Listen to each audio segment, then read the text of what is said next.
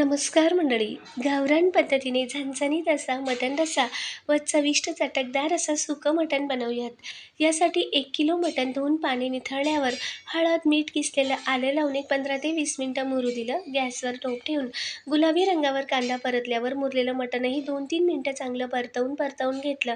गरम पाणी घालून मंद आचेवर मटण शिजते तोपर्यंत इथे मसाले भाजून घेतले. खड्या मसाल्यांचं योग्य प्रमाण सर्व परफेक्ट प्रमाणमध्ये डिटेल व्हिडिओत सांगितलं आहे. डिटेल व्हिडिओ चॅनलवर जाऊन नक्की बघा.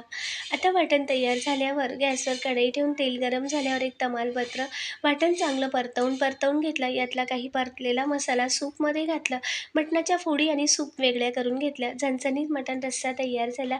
सुकं मटण बनवण्यासाठी यात कांदा, लसूण मसाला, गरम मसाला, मटण मसाला, सुकं मटणही घातलं. संपूर्ण व्हिडिओ पाहण्यासाठी खाली दिलेल्या टायटलवरच्या त्रिकोणावर क्लिक करा. डिटेल व्हिडिओ नक्की बघा. लाईक, शेअर, सबस्क्राईब करा.